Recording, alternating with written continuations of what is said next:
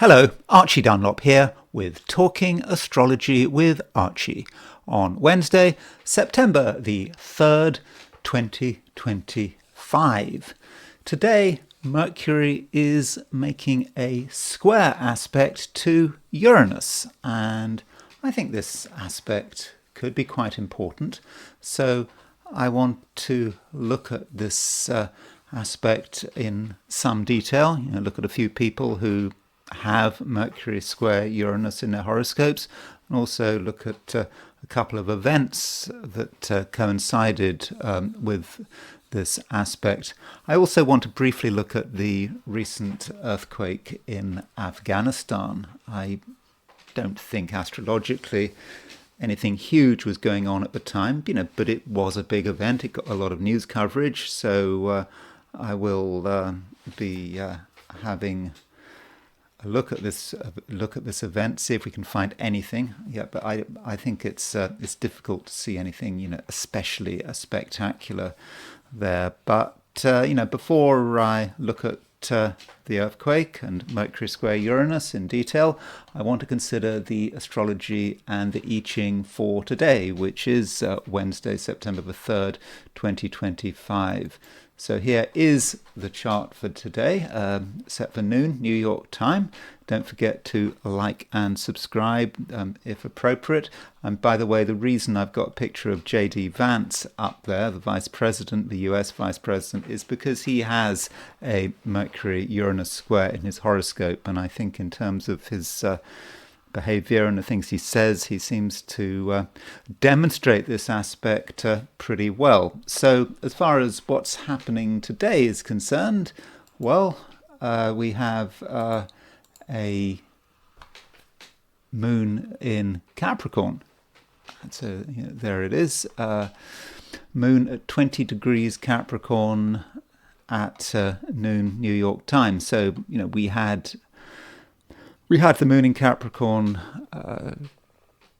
yesterday as well. So, the usual words about the moon in Capricorn. It's not necessarily especially well placed in Capricorn because it is it's in its detriment, and it has a sort of a poor reputation. It does have a reputation for perhaps being mean or being sort of overly focused on the material details. I mean, by mean, I'm talking about mean as in being concerned about money, wanting to make sure that financial resources are all properly looked after and not being compromised by excessive generosity.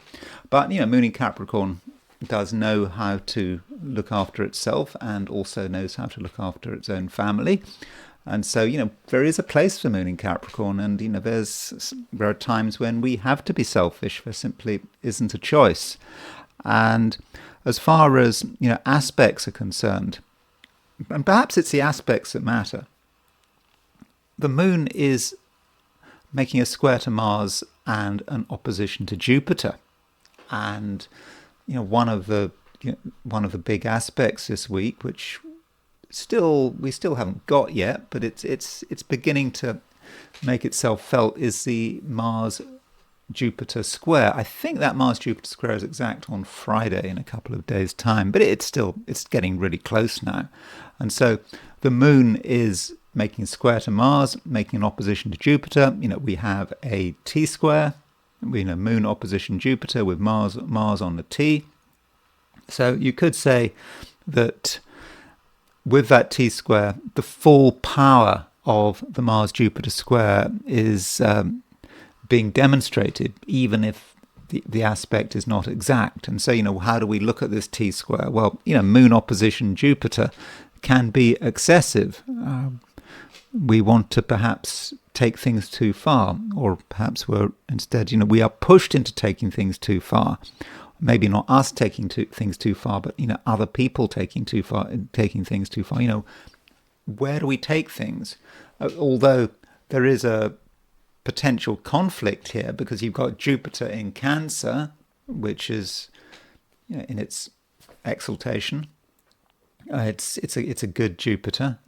It's still can be quite an excessive Jupiter, but there's a certain generosity to Jupiter in Cancer. But then Moon in Capricorn has a different view of the matter. So it might be with Moon opposition Jupiter that the right thing to do is to be generous, at least on an emotional level. That doesn't mean to say we have to be financially generous, but instinctively it just doesn't feel right. We don't want to be generous. We're concerned about it. Perhaps we're concerned by other people's generosity or our own generosity. It doesn't feel entirely right. And so, what do we do? Well, Mars is on the T, so Mars is square Jupiter, Mars is square the Moon. So it might be that issues around generosity and excessive generosity come to the fore. We may be annoyed by another person's meanness. We may be annoyed by another person's generosity, because meanness and generosity can be taken too far. And so that's one way of looking at it. We could also see this aspect, Mars square Jupiter, Moon on the T, as just excessive behavior, taking things too far. I have already suggested that Mars square Jupiter, may not be an entirely fortunate aspect. I think it was, CEO Carter. I don't know if you've come across him. He was an astrologer, sort of writing in sort of the middle of the 20th century. He was, quite a renowned British astrologer, and he wrote a book on aspects, and he regarded Mars opposition Jupiter as, certainly one of the most difficult aspects, if not the most difficult aspect. And while we don't have Mars opposition Jupiter, we do have Mars square Jupiter, and it really can encourage us to take things too far. And when you throw Moon into the equation, that could be difficult. And aside from the Moon, we have got Mercury doing stuff. And, the theme of this video is, Mercury square Uranus. And so you can see that Mercury is indeed making a square aspect to Uranus. It's also making a quincunx to Neptune and a quincunx to Pluto. So, this Neptune-Pluto sextile, which has been around forever, I mean, it really has. I mean, it is now, 2025? I was born in 1962. I was born with a Neptune-Pluto sextile in my chart. I think my Neptune is at around 11 Scorpio. My Pluto was at 733 Virgo. And yeah, I was born with a Neptune-Pluto sextile, and it's still there. Hasn't gone away. Some things don't change. We think there's change, but at some level with this Neptune-Pluto sextile, there isn't much that's different between now and 1962 at some level. So maybe time isn't moving quite as fast as we think it is. And so Mercury's on the midpoint, and yeah, Mercury's it's making the two quincunxes, and so that may say something about how Mercury is operating. And also you can see that Uranus is on the midpoint. So if you look at here's Neptune and Pluto. The midpoint of Neptune and Pluto is about 1 degree 20 Pisces. So you've got Uranus square the Neptune-Pluto midpoint. You've got Mercury opposition it, and it now sort of all comes together. And so Mercury is really picking up this sort of higher level sort of cosmic influence with Uranus, Neptune, Pluto coming together. And so I don't know whether that's a good or a bad thing. I think it might be a good thing if we can be sort of tuned into some sort of higher reality. What is the cosmos asking of us? What's it telling us? And some of us might have some amazing ideas. And also Mercury square Uranus, I mean, that is very inspiring. But in many cases it may not be such a good thing. Mercury is trying to make sense of things, and Mercury might take things too far. Mercury square Uranus. We say something which is perhaps out of turn. We think things which are unrealistic. We have this agitation, and perhaps because of this agitation, someone says something that is quite offensive. Or we hear, it might be us being offensive, it might be someone else being offensive. And, I point out sort of JD Vance as an example of someone who has Mercury square Uranus. And if you've sort of been following JD Vance and what he says, he's certainly a very good communicator. But at the same time, he can make mistakes. For example, talking about the Democratic Party being run by what was it, childless cat women. I mean, that was a very Mercury-Uranus square to make. That was a very Mercury square Uranus comment to make. But it was unfortunate. It certainly didn't help his reputation, though him and Trump still managed to win the election. But, he has to be careful what he says with Mercury square Uranus. And we have to, think about JD Vance over the course of a day. Do we really want to make a big impression with our words? But, on the plus side, Mercury square Uranus, if we want to get everyone's attention, we certainly can. So this Mercury square Uranus, and the fact that it's making quincunxes to Neptune and Pluto, we can misunderstand things. I mean, Mercury quincunx Neptune, we're trying to get our head around things. That Neptune is a very confusing influence, and we might not fully understand it, and we could make a mistake. We could jump to a conclusion, so the wrong conclusion. So that is certainly a possibility. But at least Mercury square Uranus isn't boring, and we know how to get people's interest. So that is the picture for today, set for New York. If we look at the chart for Sydney, Australia, not a huge amount of difference, except the moon is earlier in the sign. If you are in Sydney or New Zealand or Australasia in general, the moon is in Capricorn. Yes, it's making a trine to the sun. That moon trine sun is more about yesterday if you're in the Americas or Europe. But in Australasia, that moon trine sun is possibly the main lunar aspect, and the moon opposition Jupiter, moon square Mars might not be a feature until this evening. So, make the most of that trine between the moon and the sun. It's a great aspect, as I was saying yesterday. It is about harmony. It's about building bridges.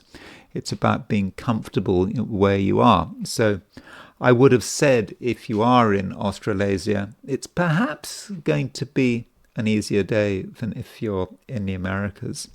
And then there is the heliocentric picture. So here it is.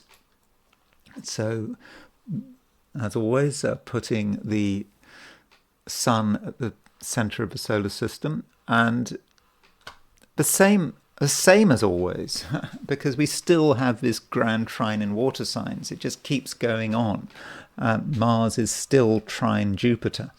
The Earth is still trine. The Earth is still trine Mars. Earth is still trine Jupiter, and we've got this Mars square Jupiter taking place at the moment, geocentrically, and of course it's now forming part of a T square. Now we've got Moon opposition Jupiter square Mars geocentrically. So you could say that this heliocentric grand trine, is just reflecting what we already know geocentrically, and I think it could be a problem. I'm just a little bit worried about today.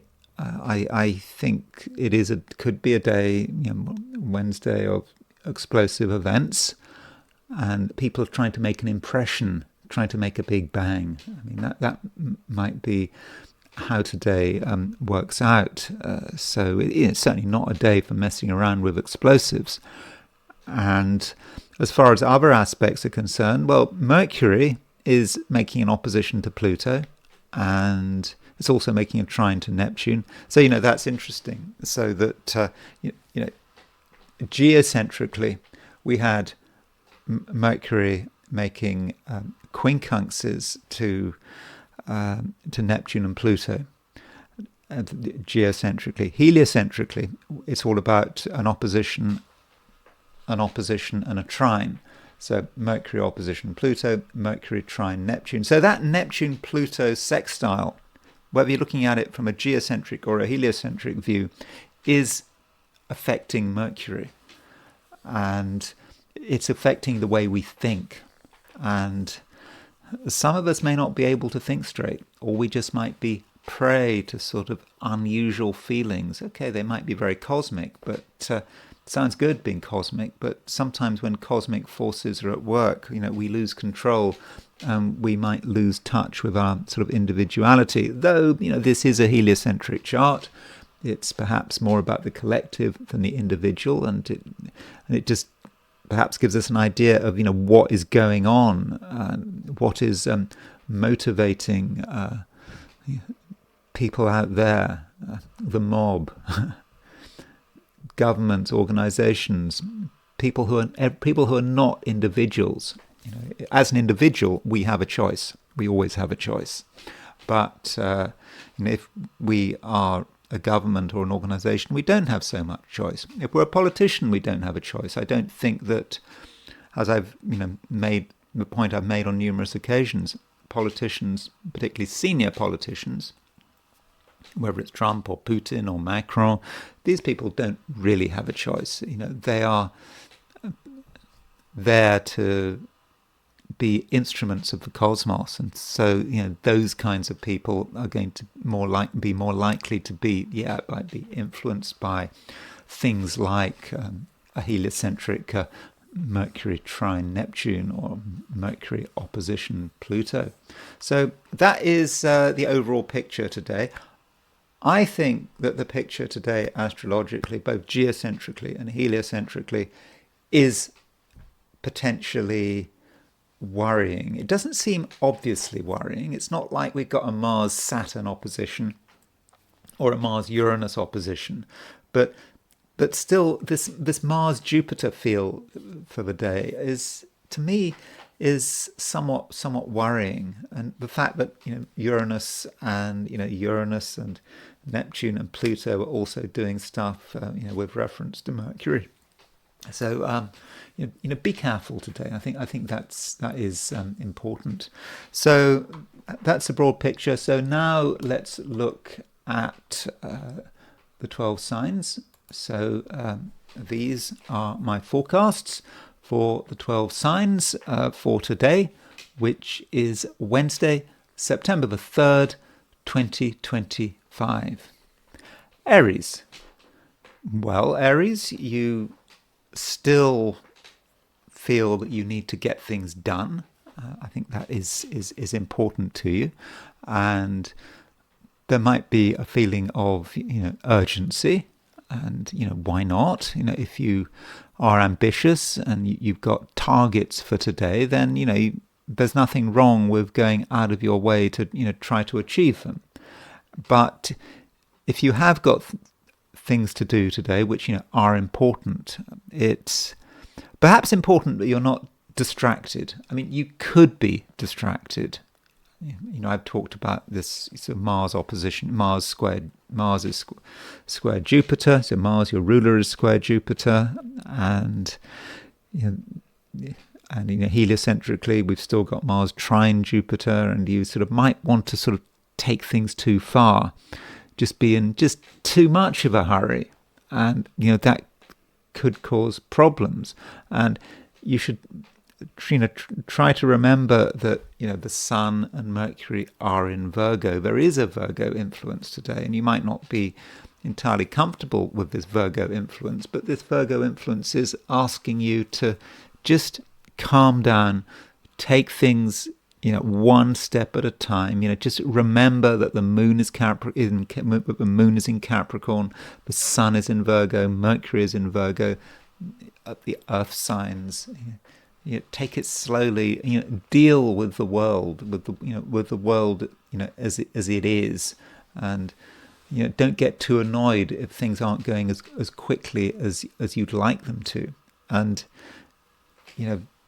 this T-square, which I've talked about, Moon opposition Jupiter, Moon square Mars, Mars square Jupiter, just could encourage you to just, exaggerate. Just take things too far, and it really could happen. And the question is, why would you want to take it too far? Well, because you like to be able to take the initiative, and you want to be in control. You don't want to be in a position where you are reliant on other people and their whims, and it's always got to be you at the center of things. Plus, your brain might be in overdrive at the moment. With when you look at Mars, your ruler, Mars has just made a sesquiquadrate to Uranus, and additionally Mars is quite close to a semi-square with Mercury. So what we have Mars actually square the Mercury-Uranus midpoint. And so Mars square the Mercury-Uranus midpoint, it's still there. I think it was around yesterday. So, but with Mars square the Mercury-Uranus midpoint, that just may make you very, very agitated, and you want things to happen quickly. And if things don't go your way, you might find yourself saying things. Aries can be direct and to the point, and it's good to be direct and to the point, but is it really the right thing to do? And so it's possible that in your attempts to hurry things along, you might cause offense. I mean, that could happen.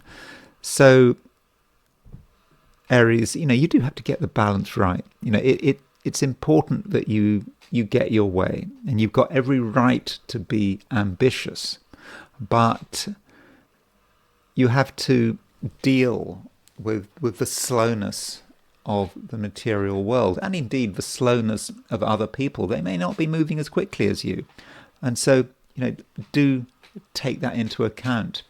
And so it can be a great day, provided you get this balance right. And also, Aries, I think that today you can be quite inspired, and you can have sort of interesting ideas. Mars is square the Mercury-Uranus midpoint, and with Mercury square Uranus, we do think about ideas, sudden realizations.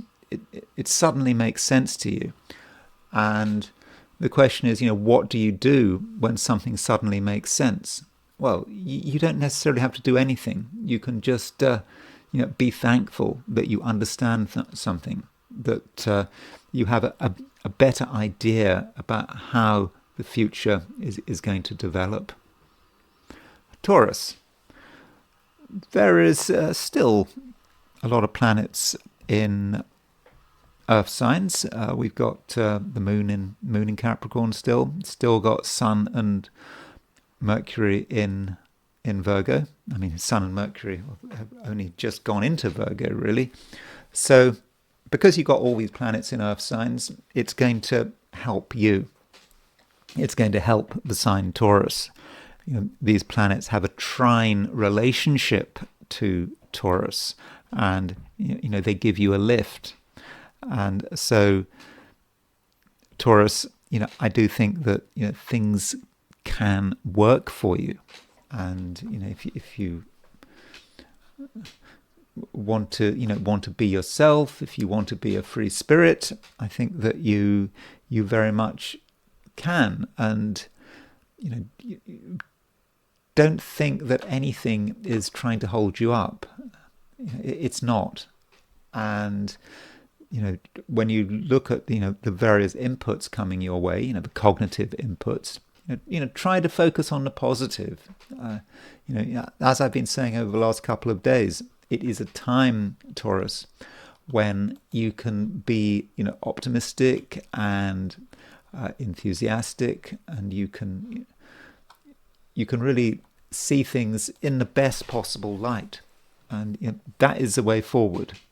Taurus as a sign can have a certain negativity to it.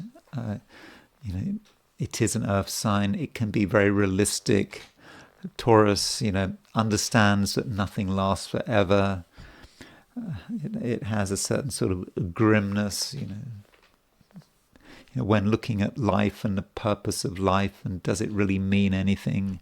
It's different from Gemini. I mean, Geminis can get obsessed about life and whether it's actually going anywhere, but they can fight against it. But Taurans don't necessarily fight against it. They just say, well, this is the way it is. That's a practical Taurean approach. But that doesn't mean you have to be overly negative about it. You can be positive, and you can be thankful that you're alive, and whatever's going on, you can give it a positive spin. And most importantly, perhaps, you can give other people a positive spin. And maybe that's what people need. Things are changing. The seasons are starting to change. Some people are feeling uncomfortable. They're not quite sure what to do. They may feel they've missed their chance. But you, Taurus, you can cheer yourself up, but you can also cheer other people up, and you can reframe other people's worries and explain to them that really things are fine. And so that's very much a theme of today, just trying to be as positive as possible, but not unrealistically positive. But that's not going to happen because you're a Taurus. You know what really is possible. And I think that in that way, people can greatly appreciate you. And at the same time, a Taurus, try not to limit yourself. It's a time when you should be moving beyond what you already know, and getting in touch with new information, things you haven't come across before. And you can be quite sort of conservative about things, thinking that, well, this isn't going anywhere, being suspicious of change. But it's not a time to be suspicious of change. If something is possible, as I've already said, it can happen. And so that is the right approach for you. And so also think about your next move. The moon is about to go into Aquarius. Tomorrow the moon will be into Aquarius, and I think that when the moon goes into Aquarius, you may really be ready to put a theory into practice. Gemini. Mercury is doing a lot of stuff, and of course Mercury is your ruler, and Mercury is it's making a square to Uranus. It's also making quincunxes to Neptune and Pluto. So this does put the spotlight on you, although I'm not convinced that you necessarily want the spotlight. I mean, Mercury is in Virgo, and at the moment, many Geminis would, possibly be, might want to be sort of left to their own devices, and you don't want too much change. I mean, the world is complicated as it is, and to make things more complicated, well, that's just not what you need. But change, might be coming your way. You can see it, you can feel it, and there's something trying to get in touch with you, or there's something trying to pull at your sleeve. It's saying, well, you've got to look at this and you've got to look at that, and did you know how complicated it is? And do you know how things are going to really develop? And perhaps you don't want to know, perhaps you're not interested, but you kind of have to be interested because you are being stirred up. And this is perhaps a reminder, Gemini, that Uranus is in your sign. Okay, it's true that Uranus will soon move back, out of Gemini and into Taurus. That will happen, and so Uranus might leave you alone for a bit, but it won't leave you alone for very long. I mean, Uranus will come back into Gemini, and Uranus is a slow-moving planet. It stays in a sign for 7 years, and so perhaps this is a reminder. It is a reminder that things are changing, and it's not an option just to let things stay the same. And Geminis like variety, but they like their kind of variety. They don't want to be in a situation where really everything is turned upside down. And this might be your concern. And with Mercury square Uranus, you kind of know that you can't stay where you are forever. That you know it. I mean, you perhaps would like to stay where you are at the moment, but you can't. Something has to change. Something is really forcing you to think about what is your contribution, and what happens if you don't contribute. If you decide to just stick to what is comfortable, well, the universe is not going to like that. You would be not using your talents that you have been given, and so it might be a challenging day. And the question is, how do you deal with these challenges? I mean, with Mercury square Uranus, there is a possibility that you say something without really thinking it through, and you might say something out of frustration, and that might get a negative response. You might also say something out of ignorance. Now, Gemini is, of course, not an ignorant sign. Well, I would be saying that, wouldn't I? Because I've got my sun in Gemini. But, Gemini, might not know all the facts. And Gemini wants to know all the facts. And Gemini wants to pull it all together as quickly as possible and take as many shortcuts as possible. And so, under those circumstances, Gemini, you could make a fool of yourself by jumping to conclusions and then speaking your mind, and then the moment the words have come out of your mouth, you realize that you don't necessarily know what you're talking about. So Mercury square Uranus is perhaps encouraging you to certainly be clear about what you're thinking, but also to do some research, make sure that you really do know your facts. And what could undermine you is the fact that Mercury is making a square to Neptune, and it's making a square to Pluto, and so Mercury is on the Neptune-Pluto midpoint.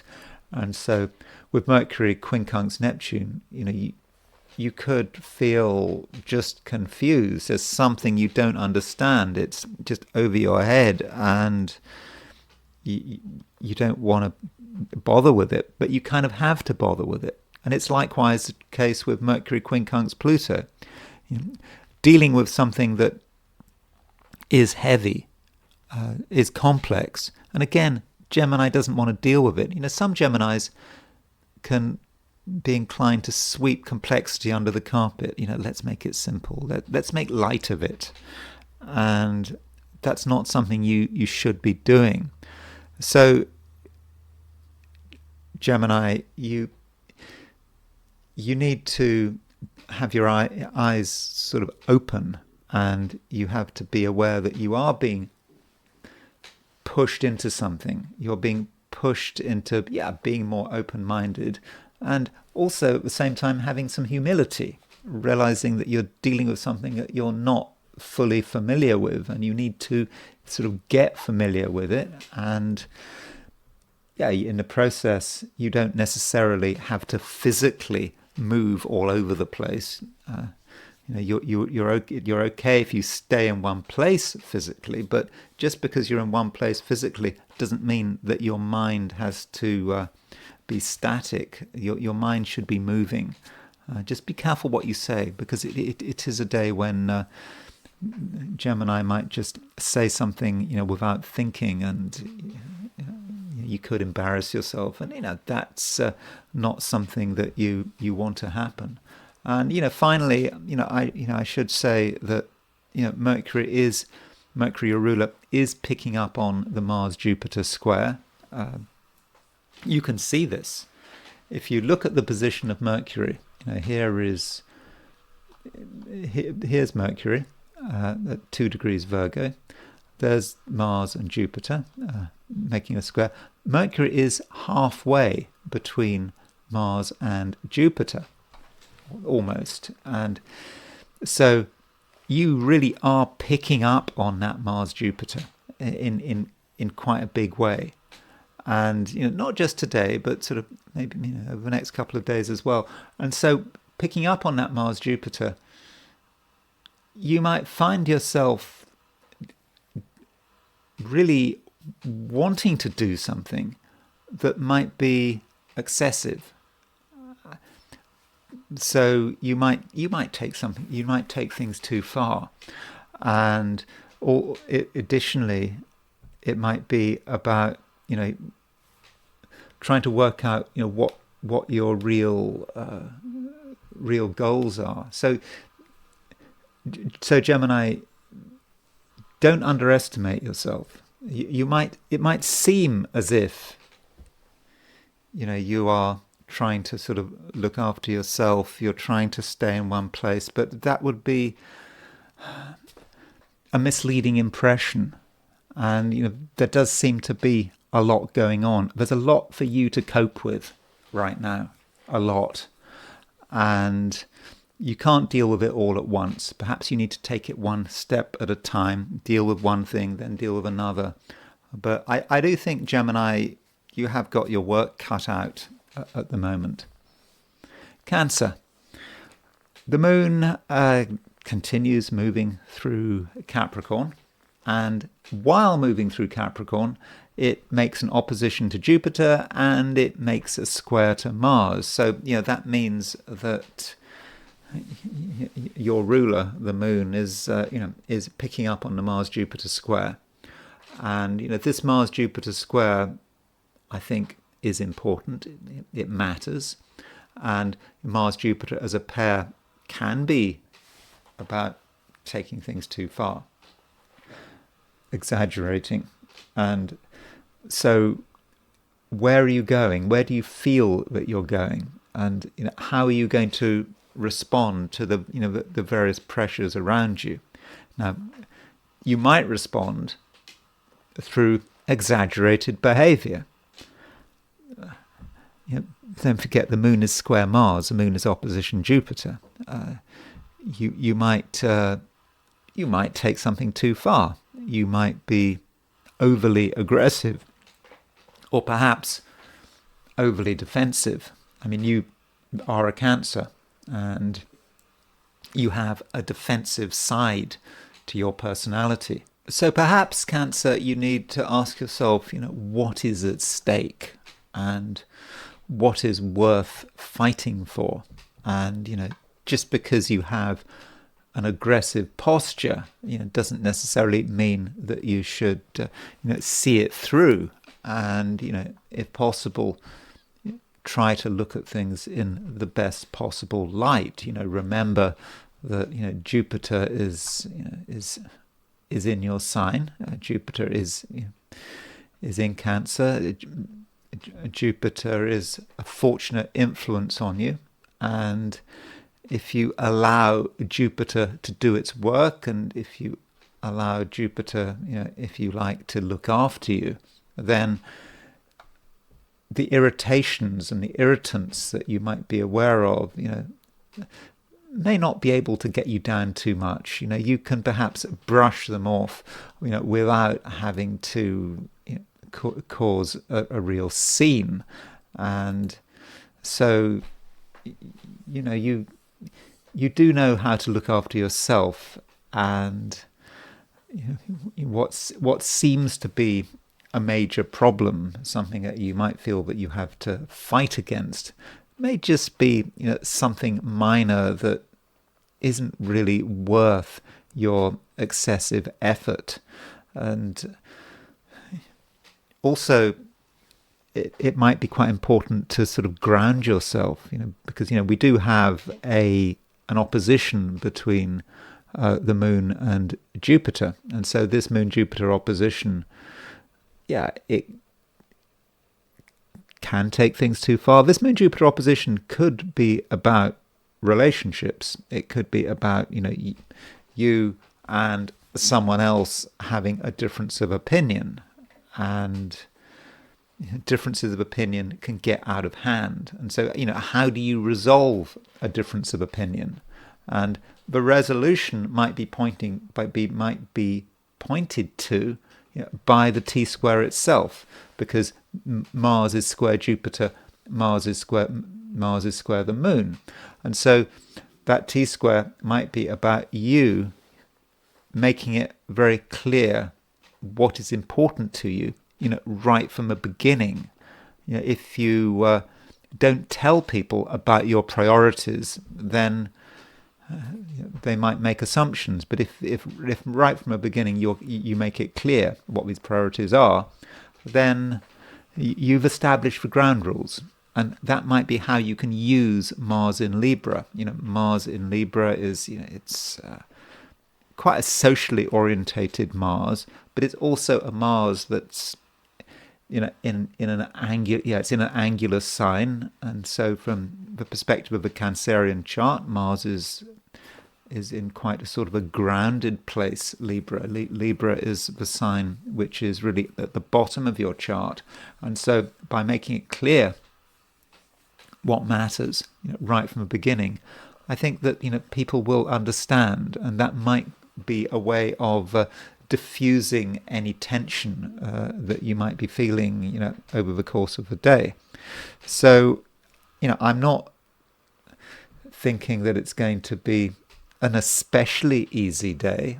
I don't think you're going to be that relaxed. I think that you could find certain people annoying, and it might annoy you in particular if you're having to do something another person's way, or if you're having to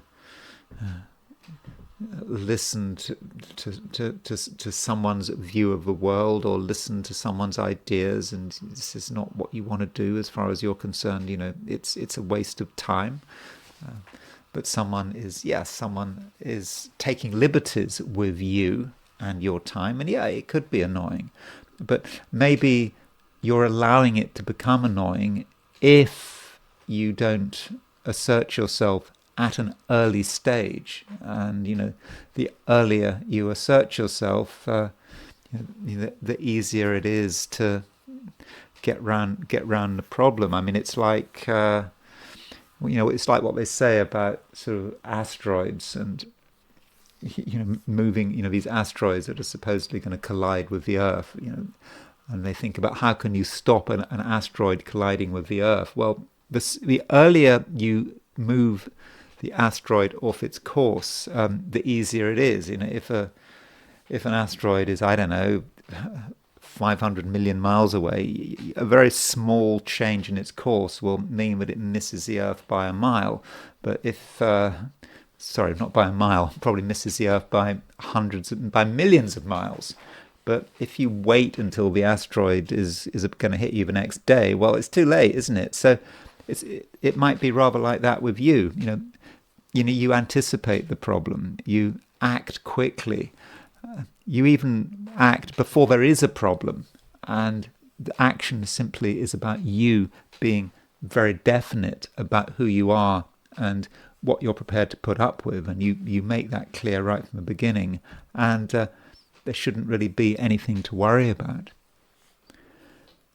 Leo, you are very aware at the moment of what you can do, what can be done.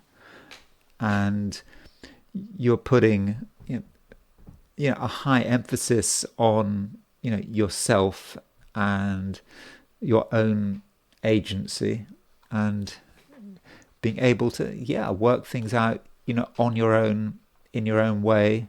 And that probably is the right approach. It is a day which is, by the way, quite complicated. I mean, not just for you, Leo. I think it's a day that's complicated for everyone.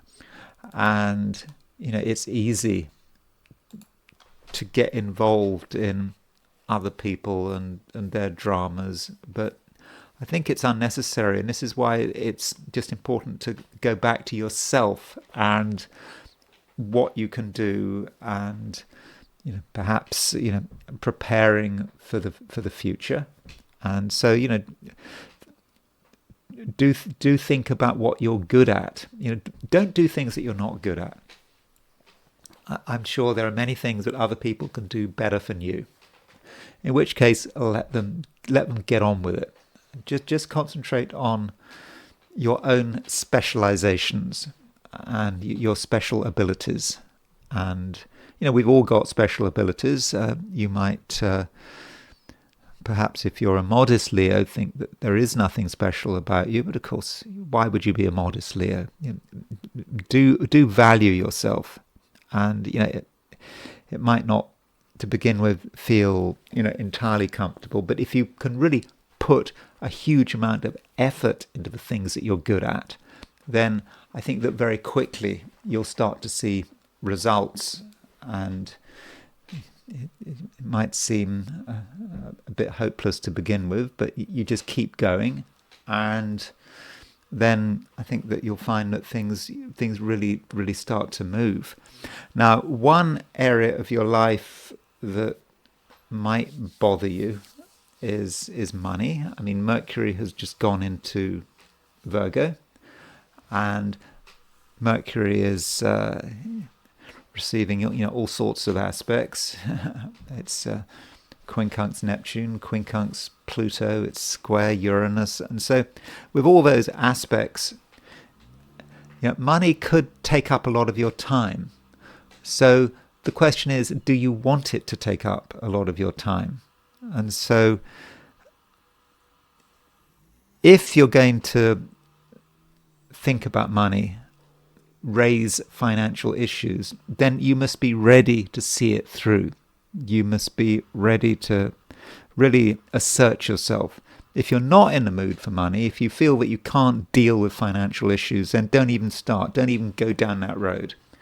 Because, once the financial issue starts to crop up, then you're going to have to really sort of work through it.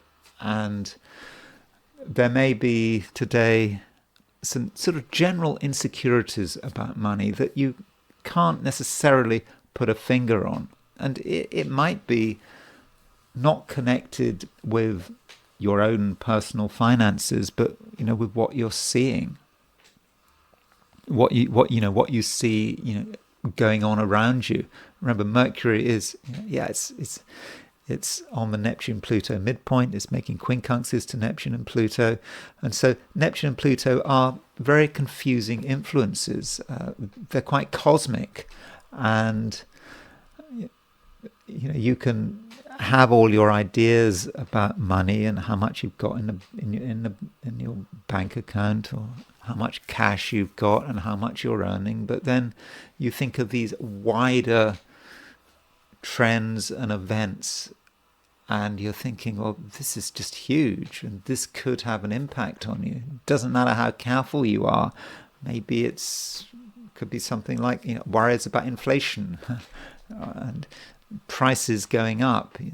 These things are not directly relevant to you, but they feel relevant. And so if you're going to think about money, then you've got to go all the way. And this is especially the case if you're talking to other people about money, and they have their own ideas, and you might not fully agree with them, and so it could just go on and on. But going back to what I was saying originally, talking about the importance of you focusing on, what you're good at.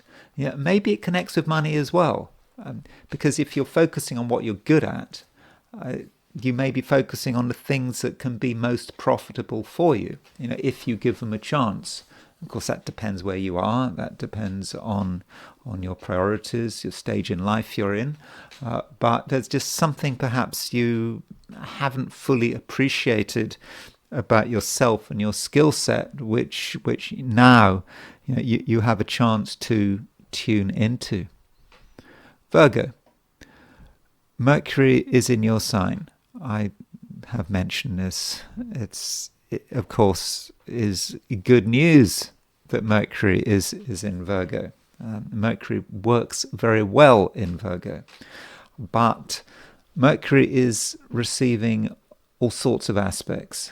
I mean, Mercury is quincunx Neptune, quincunx Pluto. It's making a square to Uranus, and I think that the square to Uranus is especially important. And the general theme of this video is Mercury square Uranus, and Uranus is a planet which can be quite disruptive. It's a planet of revolutions, a planet of sudden ideas, the planet of having to start again because of changing circumstances. And it's also very abrupt, can be abrupt. And I think that this Mercury square Uranus is possibly going to work in your favor. Mercury is well placed in Virgo, and Uranus in Gemini is just stirring it up. And so Virgo, at the very least, there could be just realizations. You can see things now very clearly, and you know what kind of action is required of you. And you also know that things aren't simple. I mean, nothing is simple. And that's not just you, Virgo. It's for all of us. Nothing is simple. But you know that. And it's good that you have this awareness. And with this awareness, you can perhaps, seize the advantage. Other people might not be as quick as you. They might not realize what's going on, but you have an understanding that something is changing. And, by articulating your views, clearly, people are going to listen. And, if you are going into work, or you have a business, or even if you just got a set of ambitions, you're able to make it clear to everyone what is important to you. And in the process, you might have some, important discoveries. I mean, discoveries, okay, they might be sort of mental discoveries. You're thinking things through, and you've got lots of ideas, and then suddenly something comes together, and it all makes sense. And from then on, Virgo, you're ready for action, and you are ready for action, because if you look at the chart, Mercury is approaching a semi-square with Jupiter. It's also approaching a semi-square to Mars. So that means that Mercury is on the Mars-Jupiter midpoint. And so Mercury on the Mars-Jupiter midpoint, it can be very energetic. I mean, let me read you what Reinhold Ebertin says about Mercury on the Mars-Jupiter midpoint to give you some sort of objectivity. So it's not just always sort of my subjective views.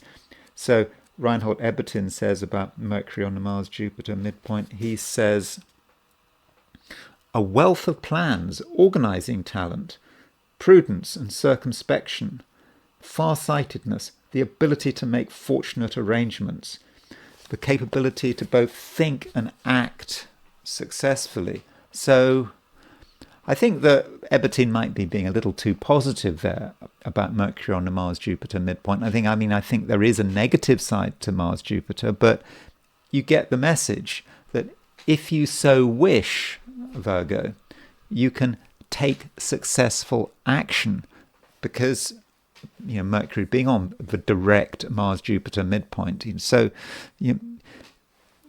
decide what's important and decide what you need to do, decide what you need to plan, and really avail yourself of this opportunity. And Virgo, people will listen to you. I mean, I know that Virgos can sometimes be rather modest and retiring, and they don't want to draw too much attention to themselves. But I don't think today is really a day for modesty. If you've got something to offer, make sure you do something. You do something about it, and don't keep it to yourself. And of course, Virgo is a sign that is connected with good organization, at least traditionally.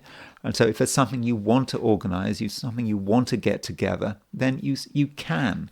And even if that means being disruptive, people might have their own ideas, people might not want to do things your way, but maybe they should do things your way. Maybe you've really got it right, and you're perhaps in tune with something that other people don't understand. So Virgo, I think if you handle things right, I think it could be a great day, maybe even a 5-star day. Libra, we have the moon still moving through Capricorn, and the problem with moon moving through Capricorn, I mean, if it's a problem, I don't know if it is a problem, but with the moon moving through Capricorn, you might not want to do much. You might be quite happy where you are, and that might be just as far as it goes, and you just want to be left alone. Is it going to be possible to be left alone? Well, maybe not. I mean, because the moon in Capricorn does make square aspects to Mars and Jupiter, and so we've got a T-square here, and so you've also got Mars moving through your sign. So what does Mars moving through your sign? We know what is that all about? Well, if you've got Mars moving through your sign, that might make you sort of more energetic than usual. This is a time to be assertive, to look after your own interests.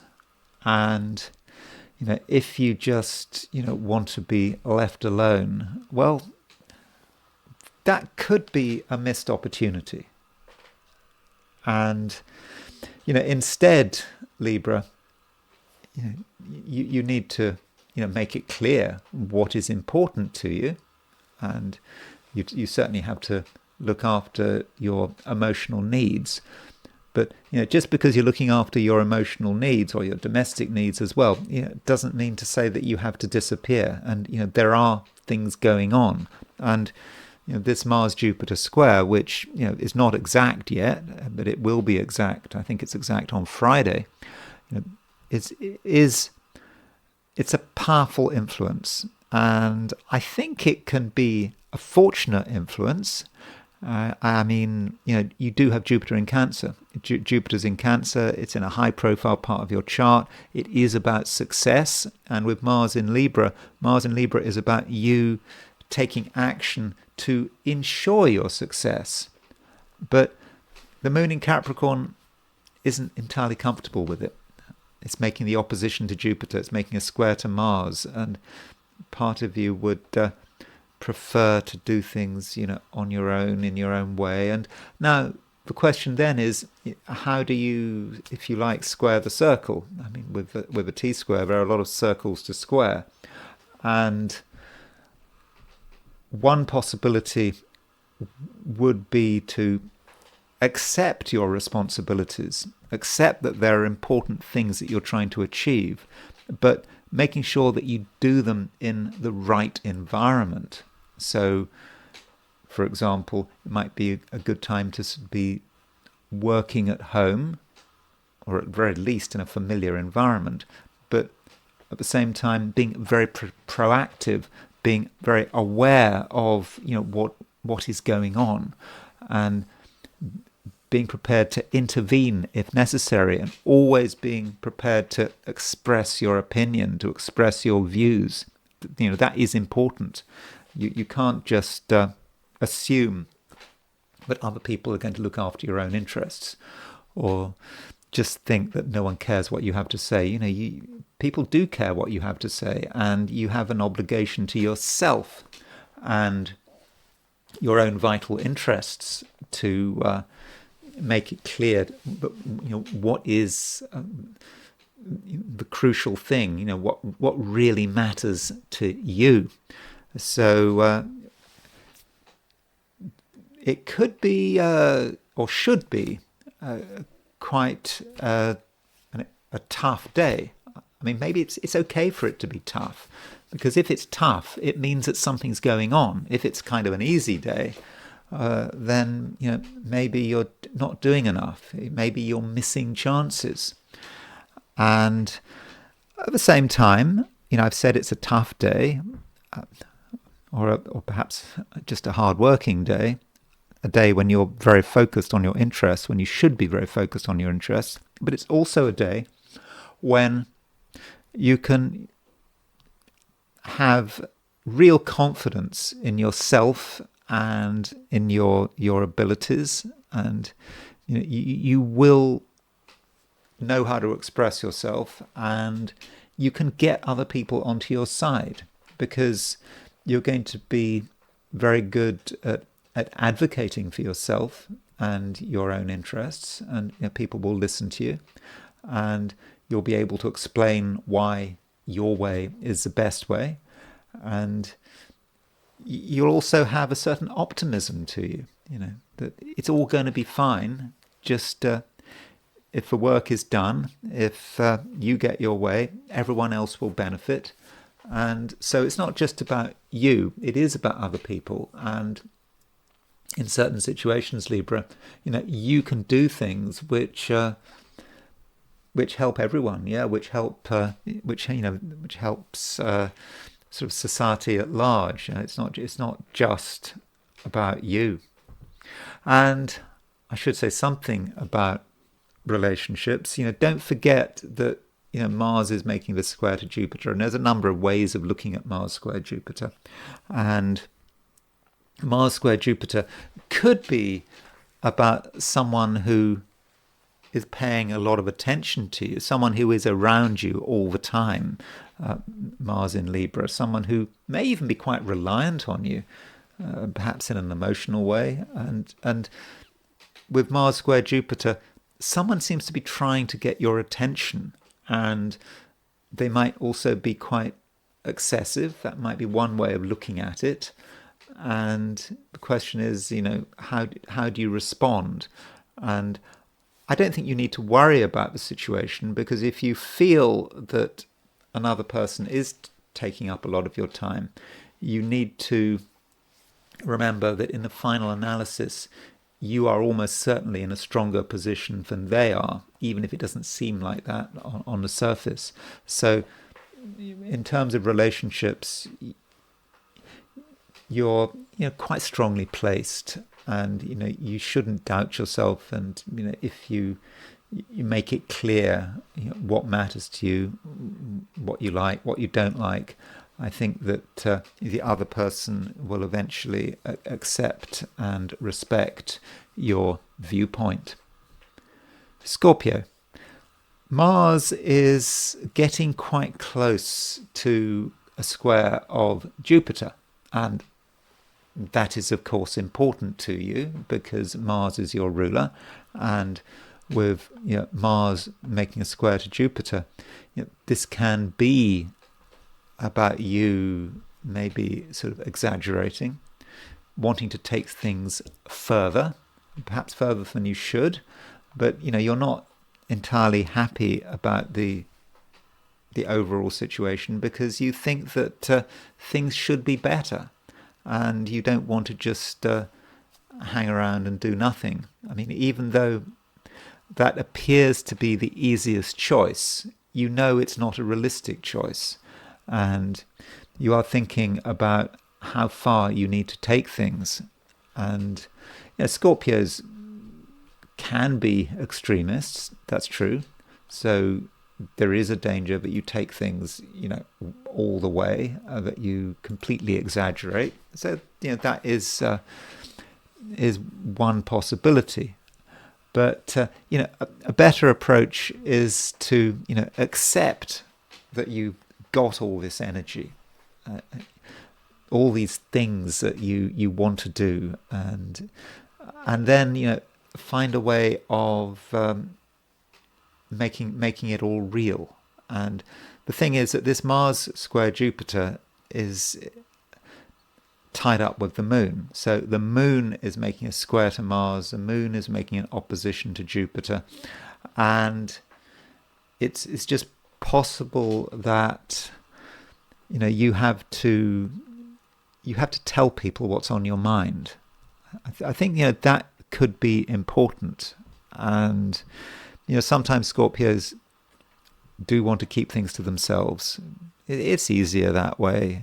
You avoid all sorts of interpersonal complications. But if you are open and honest, I think that you'll get a satisfactory response. And there might be some toing and froing. Different people have different opinions, but I think you can handle it. And don't forget your own opinions and your own ideas, because at the moment, Scorpio, some of your ideas, are quite powerful. You can see what is possible, and some things might be making sense. Finally, they're making sense. And if you were to just talk about what you're thinking, just you don't have to say everything. You don't have to reveal all your deeper secrets, but just discuss a few aspects of your worldview, or perhaps your new and changing worldview, then you're going to get an interesting response, and that could help to relieve some of the tension, because there is a lot of tension around today. And it's not just about you. Everyone at some level is feeling tense. It's a feeling that maybe something has to give. And of course, as far as you're concerned, we haven't just got Mars trine Jupiter geocentrically. We've also got we've got Mars square Jupiter geocentrically. We've got Mars trine Jupiter heliocentrically. And so that is about you and perhaps your desire for action. I mean, you want something to happen. You may not feel that you're in a position to make it happen, but you know what you want. And perhaps it starts off by talking to people and getting an idea about what they're like, how they might respond to some of your ideas. And so Scorpio, don't feel that you have to keep everything to yourself. In fact, Scorpio, people might actually be interested in some of your insights. Sagittarius. Mars is getting close to that square to Jupiter, and Mars is already making a trine to Jupiter heliocentrically. So Jupiter is, of course, you. Jupiter is your ruler, and so you are being stirred up, you could say, and perhaps you're being stirred up by what other people are doing. It's difficult to just see things from your own perspective, especially if you are quite a sociable Sagittarius. You see what people are doing, you're wondering about what people are doing, and you might perhaps want to share what they're doing. If other people are in a good position, they're enjoying themselves, you might want a part of it, and you might even have tinges of jealousy. There's nothing wrong with jealousy, by the way. It's a natural emotion, I mean, just because you're jealous of someone doesn't mean that you have to do anything bad to them. In fact, it might be quite motivating to be jealous, because if you're jealous of someone, then you might think, well, why can't you have what they have got through your own efforts? So that might be one way in which Mars square Jupiter is working. I mean, you're not going to be very open or honest about this jealousy. You'll keep it to yourself, but there's always that tendency, isn't there, to compare oneself with other people and to think about, what you can do to get around the problem. And that perhaps is what we've got here, because we've got a T-square, we've got Moon opposition Jupiter, and we've got Mars on the T. And so Moon opposition Jupiter might be about you being somewhat frustrated and feeling stuck and having to deal with things which you don't really want to have to deal with, perhaps of a financial nature. It's new month, September the 3rd, and perhaps you're having to come down to earth, and it's now Moon opposition Jupiter. You're thinking, you're feeling tense. There are things you haven't got, and then Mars might be the key. Mars might be the key, as in making an effort to get on with people and listen to what they've got to say, or perhaps you feel you just need a different view of the future.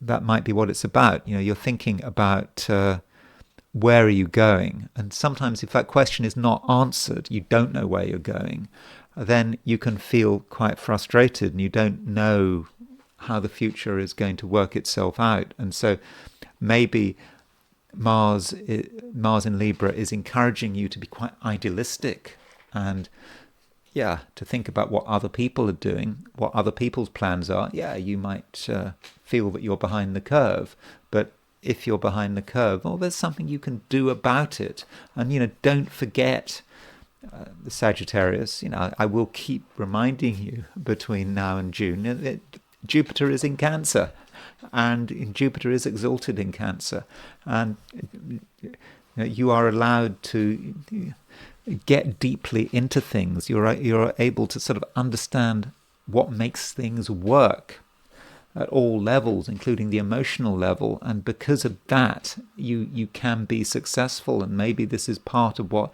this Mars-Jupiter square is about. This Mars-Jupiter square, it's not exact until Friday, but I think that you're really feeling it now. And you feel that something has to change, and you want more, you want to take things further, and hopefully that you have the emotional insight to know what needs to be done, and perhaps also to know who to ask. Where is the help? Where is the advice? And another aspect we have today is a square between Mercury and Uranus. Mercury is in Virgo. Mercury is very well placed in Virgo. This is a time, Sagittarius, when you can be successful, when you can really articulate your ambitions. But, what do you need to give yourself that extra push? And with Mercury square Uranus, that extra push might come from the outside world. It might come from another person. So it's back to other people and back to the challenge that other people present you with. And so Uranus and Gemini just might represent something going on that you don't like, you don't necessarily understand. It might relate to the activities of other people, or maybe one other person. At first, you find it threatening. But when you actually look at the situation, when you analyze the situation, you're being given a chance, you're being given a push to really, make the most of who you are. So, Sagittarius, many people today are going to be challenged. It's not going to be an easy day, but I think that it's a day when you can really start to think about what you can do, think about the energy that you feel, and also think about the contribution of other people. And other people, yeah, they are a challenge. They can challenge you in many different ways, and they can bring about complex emotions. And one of those emotions might, for example, be jealousy or even inadequacy. But if you're feeling inadequate, you feel inadequate for a reason, because you know you could be adequate. And so you know what steps need to be taken. So I think that today can be very sort of future oriented, and I think the overall message might be challenging, but I think it could also be very optimistic. Capricorn. We still have the moon in your sign. So, moon in Capricorn, that's good. You feel at home with the moon in your sign. But the moon does make some aspects. And one aspect the moon makes is an opposition to Jupiter. It also makes a square to Mars. And so the moon is tied up with a T-square. And so you may not be quite as comfortable as you should feel. I mean, you should feel comfortable with the moon in Capricorn. I mean, if you were left to your own devices, and if you could completely shut yourself off, everything would be fine. But the moon is opposition Jupiter. So what does that Jupiter mean? That moon opposition Jupiter might mean that there are things going on beyond you that you don't fully understand. Perhaps it's other people's behavior, what other people are doing. It might be, if you're in a relationship of any kind, what is the other person doing? What is the other person suggesting? Are they perhaps being quite stubborn? They might feel that they've got everything sorted out, and you're expected to just follow their lead. And that's not necessarily something you want to do. And also the moon is making a square to Mars. Moon square Mars, it's quite an angry square between the moon and Mars. It's certainly high energy. So when you throw that all together, moon opposition Mars squared opposition Jupiter square Mars, there is a lot going on. There's a lot to upset your equilibrium, and you might have quite a negative response to it all. This is not what you wanted, and your first inclination might be to just carry on, hold on to what you believe in, do your best to assert yourself, but that is not a perfect solution. I think a better solution would be to deal with the matter head on, and to ask, where is the challenge? I mean, if another person has a particular view, then rather than turn the other way, shut your ears, listen to what they're saying. Really engage with that view, or indeed engage with another person's optimism. Some people are optimistic. They think that things are great, and so listen to them, see what they've got to offer. And also with moon square Mars, that could just be about your ambitions and your energy. And so maybe you're being forced to up the pace. You don't really want to up the pace, and you're afraid that it might sort of completely upset your equilibrium. But that would be unnecessary. You have got what it takes, and perhaps you need to think about the empty sign. When I say the empty sign, we think we've got this T-square, moon in Capricorn, Jupiter in Cancer, Mars in Libra. But what is the empty sign? Well, the empty sign is Aries. Aries is not technically empty because we've got Neptune in Aries, but Saturn has left Aries, and perhaps what you need to do is remember the lessons of Saturn in Aries. Saturn, it spent some time in Aries, and then it moved out. So what was Saturn in Aries trying to tell you? And Saturn in Aries was perhaps trying to tell you that it's okay to be happy and secure where you are. You've got it all sorted out. Your grounding really is firm. You might not believe it's firm. You might believe that if you take any risks, it'll be complete chaos. You'll fall into the mire. But it's not like that. And once you trust yourself to be secure, then you can start to take risks, and then you can start to engage, and then you can start to really make the most of whatever it is that's on offer. And also at the moment you are in your own way quite sort of high energy. I mean, you are able to sort of bring together the power of the Sun and Mars. Now, why is that the case?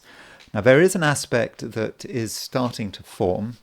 I think it's exact tomorrow, but the Sun and Mars are in a decile aspect. So the Sun and Mars are sort of 36 degrees apart. So that's one thing going on. And Saturn, your ruler, is making a semi-decile to the Sun, and it's making a semi-decile to the Mars. So this is like an 18-degree aspect, or the 18-degree series. I mean, I know that sounds a bit obscure, but I do think it's important.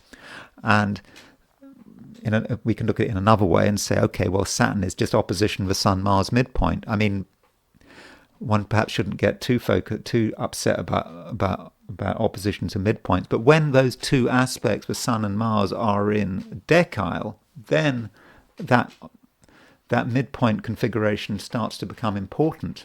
And it seems to me, with Saturn opposition to Sun-Mars midpoint, with the Sun and Mars being in decile aspect, it's like through your own efforts, you are able to create really huge and dramatic effects.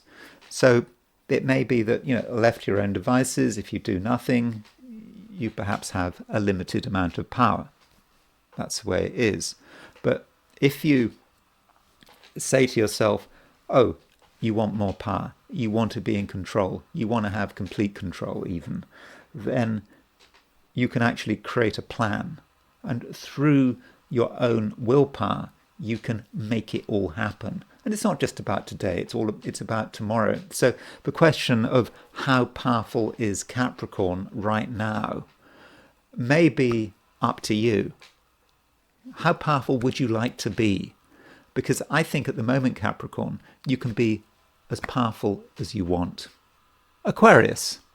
There may be things happening behind the scenes. So you might not feel that you want to be directly involved in anything, but perhaps you're planning and scheming, and you're trying to sort of work out what your next move should be. But as far as today is concerned, you possibly just don't feel ready. It's just not the time. And I think that approach, is reasonable. Up to a point. You maybe don't have quite as much power as you feel you should have, and if you were to sort of act now, then you have a feeling that it just might not work out, and just a bit of waiting might be worth it. And as far as what this is all about, I think one aspect we do have an aspect between the Moon and Jupiter, and the Moon is in Capricorn. I mean, the Moon is in a sign that is ruled by Saturn, but is ruled by your ruler.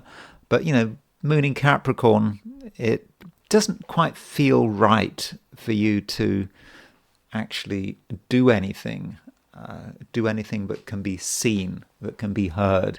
And maybe that's also connected with the fact that Moon is opposition Jupiter, and so Moon opposition Jupiter Might be, Aquarius, a time when you feel there's just a lot to do, a lot that you want to prepare, and you might still be thinking about why you're doing what you're doing. There might be moments today when you're asking yourself why.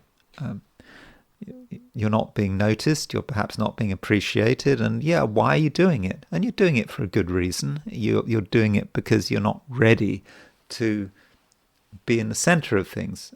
And at the same time, there is an underlying purpose that perhaps you had forgotten about, but there is a real purpose behind your various activities today. And it is with this T square, we've got Mars in Libra. He's sort of on the T. Sort of Moon is square Mars, Mars is square Jupiter, and so Mars in Libra is perhaps the solution. Mars is about perhaps you making the effort to align whatever you're doing, things that you're doing that might appear to be fairly useless on the surface, but you're aligning it to some higher purpose. And once you get a sense of this higher purpose, things start to slowly come together. And so it's happening at a very subtle level. And one series of aspects that we do have that perhaps we need to pay some attention to involve Saturn. Of course, Saturn is your ruler. And you've just experienced a Saturn sign change, a Saturn moving out of Aries into Pisces. And this sign change could have been quite disconcerting. You thought you were going in one direction, you now find you're going in another direction. Saturn's in Pisces, Saturn's in a water sign, and you were getting used to your ruler being in a fire sign, but now it's in a water sign. You're perhaps becoming sort of more sensitive than usual. I mean, don't forget, but Saturn is retrograde. It doesn't stay in Pisces forever. Next February of next year, it will move into Aries. But Saturn is making some interesting aspects to the Sun and Mars. Now, you probably can't see those aspects because they're quite subtle, but they are in the 18-degree series. So if you look at this, you've got Sun and Mars are 36 degrees apart, and Saturn is exactly opposition the Sun-Mars midpoint. So that means that if you're into sort of harmonics, that would be, I think, that Saturn is making a fifth harmonic square to Mars, and it's making a fifth harmonic square to the Sun. And in fact, I can perhaps show you what I mean by looking at the fifth harmonic chart. Sorry to be obscure, but just to show you what I mean. Remember, the fifth harmonic, we're multiplying all the positions of in the chart by 5. So if we look at the fifth harmonic position, there is there's Saturn, and you can see Saturn and Mars. You can see there it is. Saturn is square Mars and it's square Sun. So we got a sort of a fifth harmonic T square involving Saturn, involving Saturn and involving Saturn, the Sun, and Mars. And I think that is quite important for you. And the fifth harmonic is about what you are trying to create, using your will to create something. And so it's not an easy process. It takes time. So Aquarius, think about your power.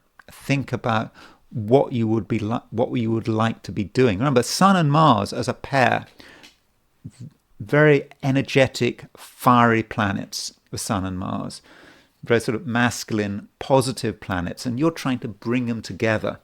And you can do this, but it just takes some effort, it takes some planning. But it's not just about planning. It's got to be something that you really want to happen. It's about willpower. And at the moment, I do think that you have that willpower. And, it's going to be a relatively slow process, and it may not be until tomorrow, Thursday, perhaps when the moon moves into Aquarius, that you're ready to really exercise this power. But perhaps today you can do the preparations.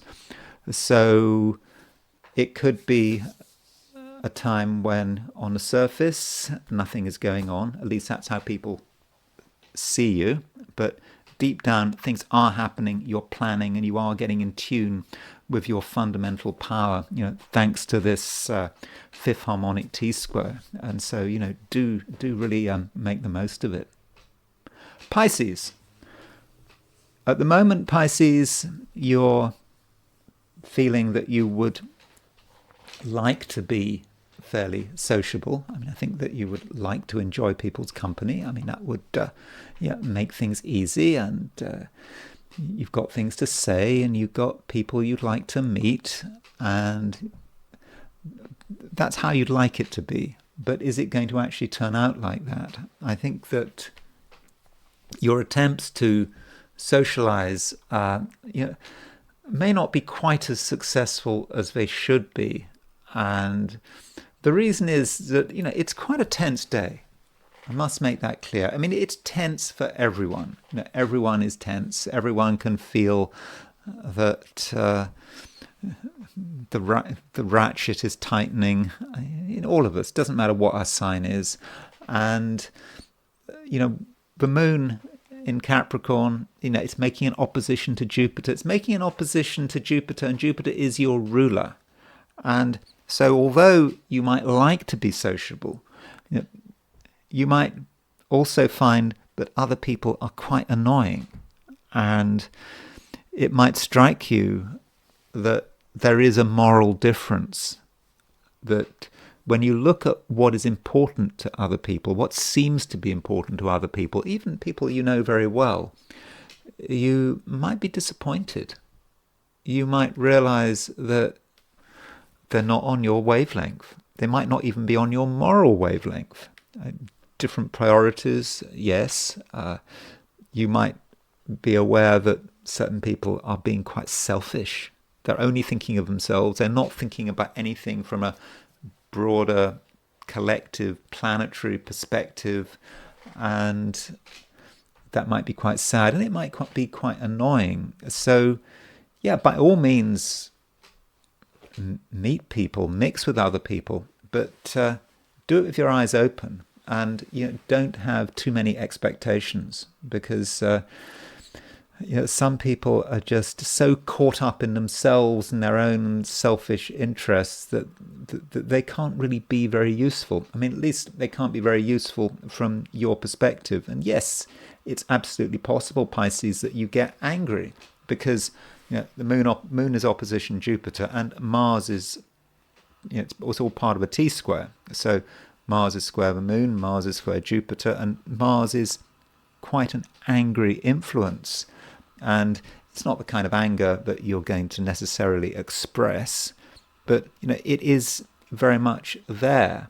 And you might like to talk about it, talk about how you feel, but are you going to be able to get the words out? And that might be a problem. Not just your problem, but other people's problem. You try to talk about something, serious that interests you, but there's just a lack of communication. And I think it's just important, Pisces, that you just accept this, and you accept the limitations of other people, the limitations of people you may know very well. You thought they were fine, you thought they were on your wavelength, but you realize that they're not. And that's perhaps a reminder that all of us are different. No one is the same. Everyone has a sort of unique view of the world. So perhaps it might be a good idea to de-emphasize your social life, even though that might go against your instincts, but not to entirely give up on it. We do have a square between Mercury and Uranus. In fact, Mercury is making quite a lot of aspects. Mercury is square Uranus. Mercury is making a quincunx to Neptune. It's making a quincunx to Pluto. And so with those aspects, you might find that you're surprised by one other person. And I think there is a distinction between the group and individual people. People as a group, your friends, certainly could be disappointing. I think they're likely to be disappointing. People you vaguely socialize with, maybe haven't met them before, but you socialize them in a fairly sort of low profile kind of way. Yeah, they're disappointing, and you perhaps get an idea about humanity, and humanity is not quite as elevated as you'd hoped. But then individuals, that's different. Sort of on an interpersonal level, then I think that there may be a place for surprises. Someone might say something that you weren't expecting. Someone may demonstrate to you that you shouldn't entirely give up on humanity, that they do have a perspective, and you can have a sympathy with them, and they can have a sympathy with you. And even if there is no sympathy, it's about the idea, and someone comes up with an idea that really is very precious. And so perhaps, if possible, treat people on a sort of or deal with people on a one-to-one level rather than at a group level. So those are my forecasts for the 12 signs. And now it's time to switch to the I Ching. So I asked the question, what is Wednesday going to be like for those watching the I Ching section of this video? And the first hexagram I got was hexagram number 9, the taming power of the small. Now, this hexagram is not particularly dramatic. It's asking you not to be dramatic. We might have big ideas. Mars is making a square to Jupiter, but we've got this T-square, Moon opposition Jupiter, Moon square Mars, Mars square Jupiter. And yes, that encourages us to do a lot of stuff. We might want to do a lot of stuff.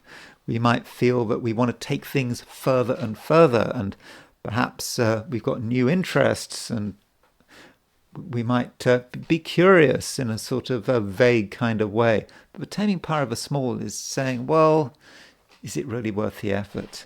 Just calm down. There's nothing that has to be done right now. Yeah, Mars might be making a square to Jupiter, but so what? Just keep it simple. Don't move beyond your comfort zone, and then everything will be fine. Later you can have your glory, you can have your moment in the sun, but not at the moment. And if you were to try to engage with the world, it would just be a mess, and it wouldn't be very spectacular. But the third line moves, and the third line in the I Ching is often unfortunate.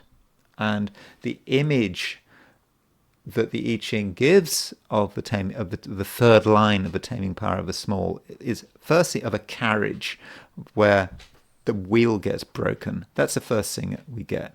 And we also get an image of husband and wife. In the Wilhelm translation, it talks about the husband and the wife, they're rolling their eyes. In the Wingkut translation, it talks about a husband and wife glaring at each other. And so we get the image here of an incredibly embarrassing event. Perhaps the wheel of a carriage getting broken, mud everywhere, and it's just a mess. And so the question is, why is this happening? Well, it's clear why it's happening. The reason it's happening is because someone has not been very careful. Someone has decided to press forward. They shouldn't have pressed forward, because the message of this hexagram is to just stay where you are. Don't take on too much, but someone wants to risk it. So this is not what is going to happen, it's what could happen if you plow on, If you say that you must do it, you must plow on regardless, and you're too impulsive, then something could go wrong. The carriage wheel could get broken. There could be mud everywhere. And from a relationship perspective, if you are involved with another person, eyes are going to get rolled. People are going to glare at each other. Someone is in the doghouse. Someone is feeling very embarrassed because they made a huge mistake. But it needn't happen. That is the message. But there's a tendency for it to happen. And that's kind of not surprising when we got Mars square Jupiter. So, is it you going too far? Maybe it's someone else going too far. Who's doing the glaring? Who's rolling their eyes? I mean, it may not be anything to do with another person. It just may be this temptation to just feel you want to jump the gun with unfortunate results. Now, we do move to a more tranquil hexagram. Third line moves, so that means that we move to hexagram number 61, which is inner truth. So you could say that if there is an embarrassing situation, if things go wrong, well, there's a consolation here. At least we understand what it's like, or rather, we understand what the situation is, and we understand the truth. But it would be better if we don't understand the truth because someone has made a mistake. And that's always a good way to know the truth, to find out. We always we get it as a result of a disaster, and that's not a good way of getting it. It's better to just get it without the disaster happening. And inner truth is also about a time when we can start to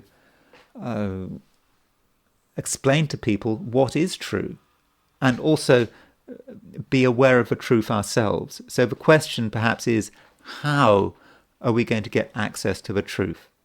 Are we going to get access to the truth through reflection, or are we going to get access to the truth because of a disaster, because of a mishap, because of an embarrassing event? Hopefully we will get access to the truth just through reflection. And then once we understand the truth, because we've got a space for the truth, and that's the thing about this hexagram inner truth. There's that space. So how did that space come about? Did that space come about naturally, or was that space knocked out by the fact that there was some embarrassing event, and then we were forced to be humble? So hopefully we can avoid this kind of misfortune, or it's not a real misfortune, it's just a mishap, and it's embarrassing, and it needn't happen. So that's I Ching. And now I want to very quickly, before I look at Mercury square Uranus, I very quickly wanted to look at the earthquake in Afghanistan. I'm not going to spend long on the earthquake in Afghanistan because I don't think there's a great deal to report. But there was an earthquake. I believe something like 1,400 people were killed. And it was in the eastern part of the country, I believe. And so here is the, here's the exact time of the earthquake. Now I've said Jalalabad. The epicenter was not Jalalabad. It was, I think, 20 kilometers away, or 27 kilometers away. But these are not the coordinates for Jalalabad. These are the coordinates for where the earthquake took place. And the only thing that really strikes me is the fact that the sun is exactly conjunct the IC. So when you've got an earthquake, it is a very icy event. I mean, the classic signature of an earthquake is, of course, Uranus conjunct the IC, this explosive event taking place, underground. Here we have the sun conjunct the IC. So it's, you don't normally associate the sun with sort of that kind of event, and it's just rather too generic. I'm just checking to see if there were any fixed stars that the sun was on. I mean, the sun is, I probably should have looked this up beforehand. Okay, the sun is conjunct a fixed star called Alioth. I think that is a pretty minor fixed star, and it's 40 arc minutes away. So I wouldn't have really associated that with the earthquake. So that's one thing to point out. And another thing to point out is that you're thinking about sun at 8:38 Virgo. Now the sun was making a first quarter moon, so it took place just after the first quarter moon. And so if we look at the first quarter moon, we set the chart for Jalalabad. I mean, I know this isn't exactly where the earthquake was, but there is this sort of quirk to the program I'm using that if I change the coordinates and then I ask for the full first quarter moon prior to it, or for a new moon prior to it, the program can crash. So this is, I mean, but the difference between Jalalabad and the actual epicenter is pretty minor. So if we set the first quarter moon for Jalalabad, which would have happened just a few hours earlier, well, we do notice that true black moon Lilith is exactly on the ascendant. That's one thing, and we also see that Mercury is on the midheaven. So that I mean, it's not great, but I mean, maybe true black moon Lilith on the ascendant at the time of the first quarter moon. Well, I mean, true black moon Lilith on the ascendant can be difficult and can be tragic, and I'll be looking very shortly at a true black moon Lilith on the ascendant chart. So that's the earthquake in Afghanistan, and maybe I didn't go into it in enough detail, but I didn't regard it as being that spectacular. Yeah, sun on the IC, it happened around midnight, but maybe I should have looked at the Afghanistan chart. Maybe there was another chart that I should have been looking at. So let me now turn to Mercury square Uranus. So here is Mercury square Uranus, which happens today, 8:40 a.m., September the 3rd, 2025. And I said 8:40 a.m. London time. So if you're in the Americas, that will be sort of in the middle of the night, very early in the morning. And so Mercury square Uranus, we know, why might this Mercury square Uranus be more important than usual? Well, we have just had a new moon. We had a new moon on the 23rd and 23rd of August, which was, I think, at 0 degrees 23 Virgo. So Mercury is quite close to the position of the new moon, and Uranus is, of course, square that position, because that new moon was square Uranus. So that new moon does seem to be quite sort of dramatic and unstable, and we might expect the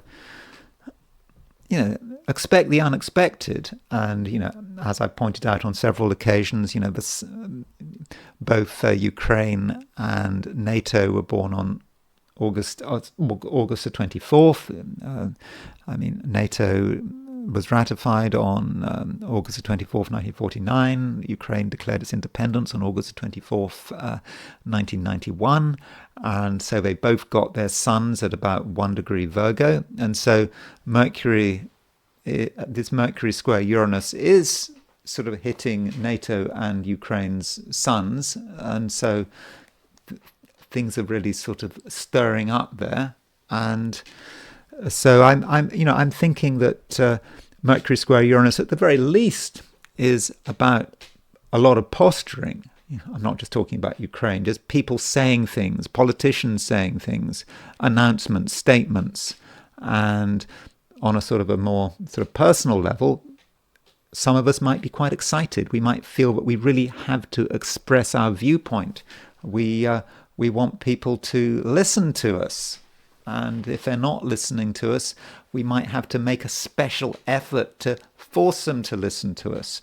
And additionally, Mercury square Uranus, it is a tense aspect.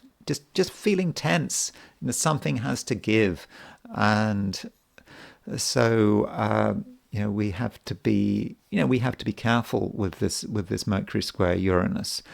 And as far as what happens if you have Mercury square Uranus in your horoscope? Well, people with Mercury square Uranus can be quite impulsive, at least in a verbal sense. They can say things in a way that gets people's attention, but what are the results? The results may not always be very fortunate. So, and I just want to look at a couple of people who have Mercury square Uranus in their horoscopes. And, if you've got Mercury square Uranus in your horoscope, you might be looking for action. You might be looking for excitement. And, there are many ways of finding excitement. I mean, there was this terrible case. There was an accident in 2020. And I don't know if you remember it, but there was a woman called Rebecca Grossman, and she was, I don't know what time she was born, and you can see she's born in 1963, and she was a socialite. I mean, well, she's in prison now, but she was a socialite in, I think, Los Angeles, and she was involved in. She had a Grossman Burn Foundation, and she. In 2020, she was racing. I mean, it's kind of an extraordinary thing to do for a woman in her. Well, in 2020, she would be, in her late 50s to go racing. I mean, racing seems to be a real issue in America, sort of where I am. You can always hear people racing, and there are complaints about racing all the time. And although one has to remember that racing is very much part of Americana. Since the Second World War, young people racing has been an issue. I mean, even wasn't Rebel Without a Cause. That was partly about racing. I've never seen that film, but there were books about racing and the dangers of racing. I think there was a book called. I was reading about it was called Hot Rod, and it was written in 1950 about death and speed and all of this kind of thing. So it's been an issue in America for a long time, since the Second World War, and it continues to be an issue. So if you're bothered by racing and the sound of racing in the United States, there's nothing new about it. But here is this woman. She was not in her teens when she had this accident. She was in her late 50s, and she was racing someone, and she went across, I think, a crossing on a road, and she killed two young children, two brothers. They were walking across a road in a sort of, I believe, in a fairly sort of, in a sort of legal way. They were doing what they were supposed to do, but she was racing, and she just smashed into them, and I think she was I think she might have been under the influence as well, and so these two brothers were killed, and she has Mercury square Uranus, and so Mercury, it's a dissociate square, but there's a Uranus at 1 degree Virgo, and so she's got her Uranus square Uranus at the moment, and she was sentenced, I think, to 15 years to life in prison. And so that might be an unfortunate way in which Mercury square Uranus works. It can just be looking for excitement, looking for action, and if that means racing, well, so be it. She obviously should have known better, certainly at her age. I mean, she's nearly as old as me. And so here is a chart for the accident, by the way, if you're interested. So this is the moment, I believe, at 7:10 p.m. on September the 20th, 2020, when she crashed into these children. And you can see that true black moon Lilith of 1951 Aries was exactly on the ascendant when that happened. There was a wide Mercury opposition Uranus. I mean, not exact, but maybe if you have got Mercury square Uranus in your chart, you might be sensitive to the Mercury-Uranus cycle, but it was 6 degrees apart, so it wasn't exactly there. So that's one person who has got who had, when she's still alive, Mercury square Uranus, and someone else who had Mercury square Uranus was Andrei Wyszynski. Now he very much demonstrated Mercury square Uranus. So who was Andrei Wyszynski? Andrei Wyszynski, he was the judge at the show trials in the Soviet show trials. And sort of he was, remember you had these show trials in the Soviet Union in the 1930s when these really senior people were dragged through the system and they confessed to all their crimes, and he would say things like shoot the mad dogs, and he was incredibly violent in his language. And I think he later was a judge. I think he was a judge at the Nuremberg trials. And so this is Andrei Wyszynski. I don't know what time he was born. He was born in Odessa, now in Ukraine. Does that mean Andrei Wyszynski was Ukrainian? I don't know if one can describe him as Ukrainian. I don't know about his background. But anyway, he very much demonstrated the negative aspect of Mercury square Uranus. It can be someone who certainly uses language in a very violent way. And, there is his Mercury in Sagittarius square Uranus in Virgo. So Mercury in Sagittarius can be sort of loud and rather thoughtless. And so that's Mercury square Uranus. Now, people who are sort of more current, we have sort of Imran Khan has a Mercury square Uranus. I don't know enough about Imran Khan to know how that Mercury-Uranus is working. If you're from Pakistan, you might have some idea. I mean, Mercury square Uranus might say something about his sporting skills, because he's not just a former Prime Minister of Pakistan, but he was an incredibly famous and talented cricketer.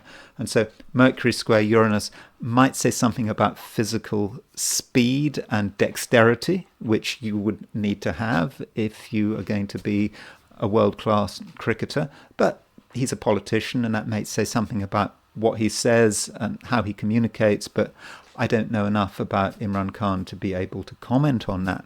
And two sort of Americans who have Mercury square Uranus, now someone who hasn't been in the news quite so much as she used to have been, and I did talk about Rachel Ziegler's chart, and a lot of people were commenting that they'd never heard of her. Well, I wouldn't have heard of her, but she was...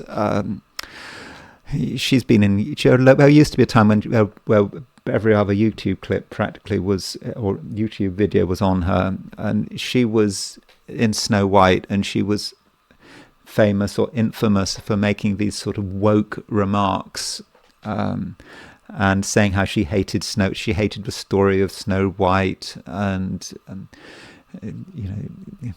really destroying the product that she was trying to create. So she got into real trouble with Disney through what she said. And she indeed has Mercury square Uranus. There's her Mercury very close, within half a degree of Uranus. So that can be how Mercury-Uranus works.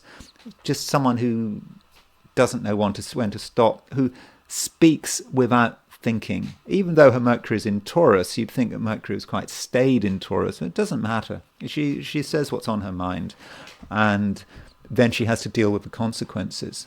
And also JD Vance has Mercury square Uranus. Mercury 7 degrees Virgo, square Uranus at 9 degrees Sagittarius. I would have said that JD Vance completely exemplifies Mercury square Uranus. For example, his comment about Democrats being run by, the Democratic Party being run by childless cat women. I mean, that's obviously a completely awful thing to say. Mercury square Uranus, his attacks on Europe, going to this conference in Munich and standing up and telling Europeans that they have no respect for freedom and freedom of speech. I think in that case, I think he was absolutely right. But that's still Mercury square Uranus. He's someone who can't help himself. He really speaks his mind. And I think that this Mercury square Uranus, looking at some of these examples, I mean, Andrei Wyszynski, Rachel Ziegler, JD Vance, I don't know about Imran Khan, they seem to really use this Mercury square Uranus. I think this Mercury square Uranus may be an aspect that works very well for some reason, that it can be quite an easy aspect to predict, how it works in practice.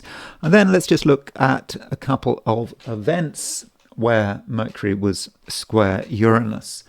And there was the Messine mine, and this was a mine which was, when I say mine, I mean an explosive device, which the British, I think, was it Australians and Canadians? I mean, it was an allied force. They tunneled under the German lines and they planted this huge explosive device under a German trench, and they blew it up. And I believe 10,000 people were killed. So this is the most deadly non-nuclear explosion ever. And I think up to 10,000 people may have been killed in it. And so Mercury was at 23 degrees Taurus, and Uranus was at 2317 Taurus. Uranus was at 2341 Aquarius. So an exact Mercury square Uranus. So you can see that it's a pretty explosive event, literally. And Mercury in Taurus, the Earth burrowing underneath and then blowing this thing up.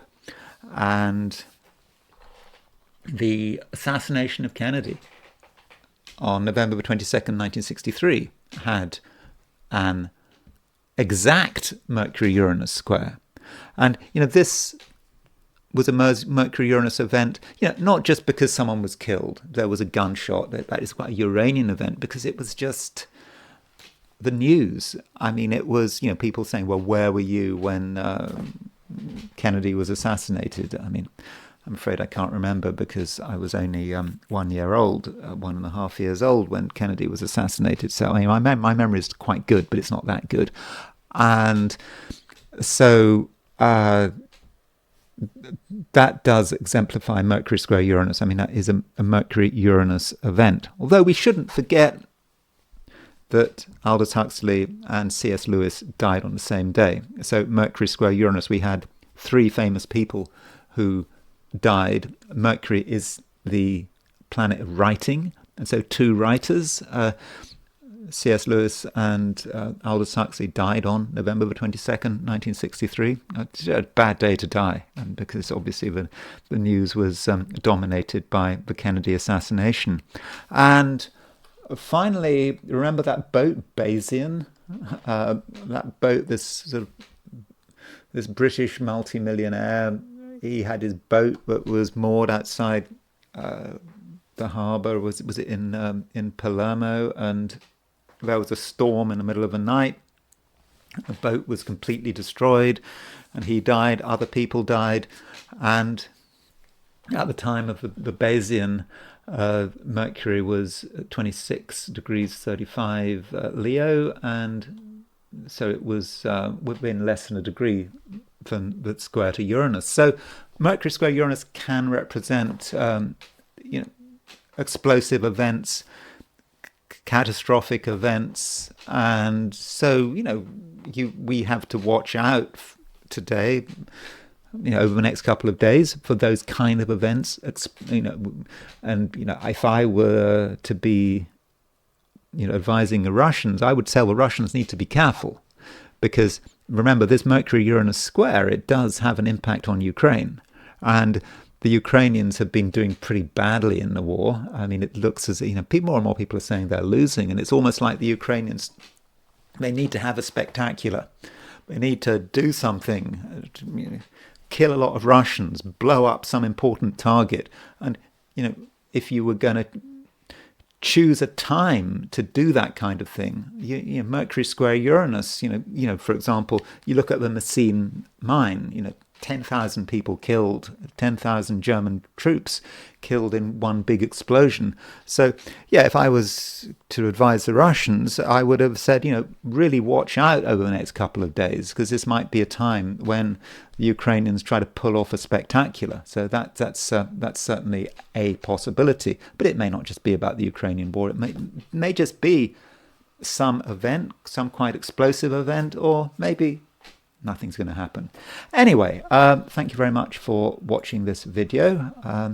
If you enjoyed this video, I'd be very grateful if you were to like it. If you're not subscribed, I'd be super grateful if you were to subscribe.